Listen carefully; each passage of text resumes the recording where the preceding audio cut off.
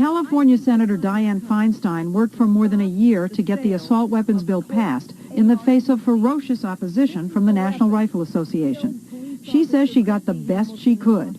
If I could have gotten 51 votes in the Senate of the United States for an outright ban, picking up every one of them, Mr. and Mrs. America, turn them all in, I would have done it. I could not do that. The votes weren't here. I wish for world peace. See, John, that was very selfish of you. Sorry about the Falklands, old boy. Oh, forget it. We kind of knew they were yours.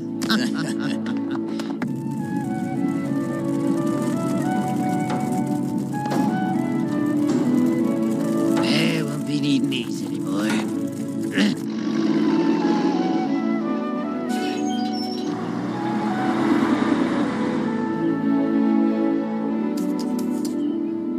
Come on, people now. Smile on your brother. Everybody get together. Try to love one another right now. Foolish humans. Oh, yes, Kolos.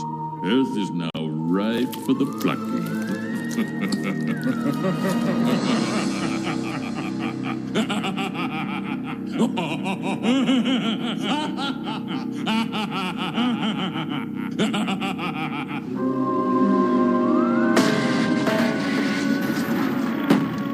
People of Earth, we come to you in the spirit of hostility and menace. Now, let's be reasonable. We can resolve our differences peacefully.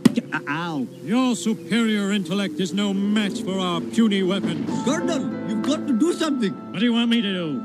I'm a baker now. They conquered us with a club. Wish we'd saved an A-bomb or two. Move along, humans. For it is not people who make war. Only governments do that. I stand at this podium, then in a moment of hope.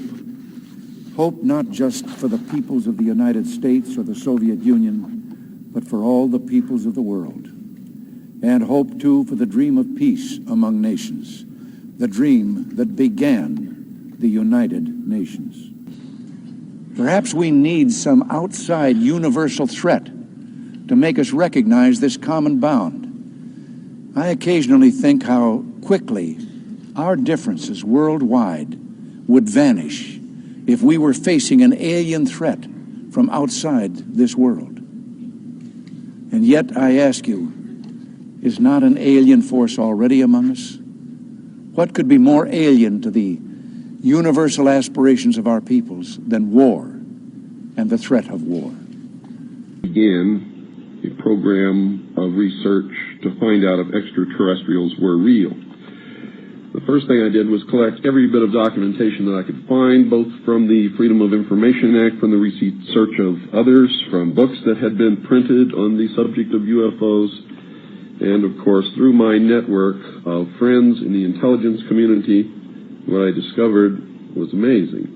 What I discovered, ladies and gentlemen, is that there has been a plan in existence since about 1917, and probably before that, to create an artificial extraterrestrial threat to this Earth in order to create a one-world totalitarian socialist government.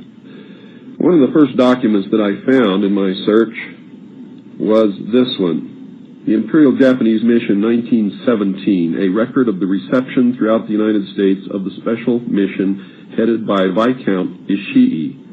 And when the Imperial Japanese Mission was in New York City, they had a dinner and some pretty famous people spoke at this dinner. One of them was John Dewey. John Dewey is the father of our failing, disastrous public education system. Here's what he said. Listen very carefully. John Dewey, professor of philosophy in Columbia University, who was the next speaker, was listened to with great intentness. He said, quote, "Someone remarked that the best way to unite all the nations on this globe would be an attack from some other planet. In the face of such an alien enemy, people would respond with a sense of their unity of interest and purpose." Rights. Boy, everyone in this country's always running around yammering about their fucking rights. I have a right. You have no right. We have a right. They don't have a right. Folks, I hate to spoil your fun, but there's no such thing as rights, okay? They're imaginary. We made them up, like the boogeyman. The Three Little Pigs, Pinocchio, Mother Goose, shit like that. Rights are an idea. They're just imaginary. They're a cute idea. Cute. But that's all. Cute and fictional. But if you think you do have rights, let me ask you this. Where do they come from? People say, well, they come from God. They're God-given rights. Oh, fuck, here we go again. Here we go again. All right. You know about it. You know about it. Yeah. In 1942, there were 110,000 Japanese American citizens and good-standing, law-abiding people who were thrown into internment camps simply because their parents were born in the wrong country. That's all they did wrong. They had no right to a lawyer, no right to a fair trial, no right to a jury of their peers, no right to due process of any kind. The only right they had, right this way, into the internment camps. Just when these American citizens needed their rights the most, their government took them away. And rights aren't rights if someone can take them away. They're privileges. That's all we've ever had in this country is a bill of temporary privileges. And if you read the news even badly, you know that every year the list gets shorter and shorter and shorter. You see how sooner or later?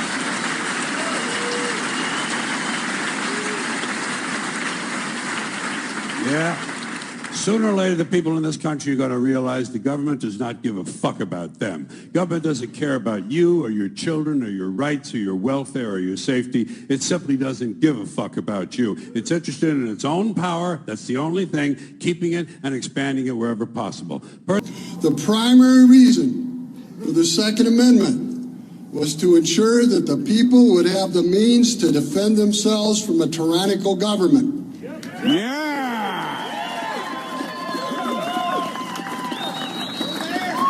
We're there, yeah, I hear you. The founders intended that the Army should never be better armed than the citizenry. Thus, the government could never control the people by force of arms. Our founding fathers understood that the greatest threat to liberty is a tyrannical government. The second reason that the founders mentioned in their speeches and their writings for the Second Amendment was so that we could repel foreign invaders.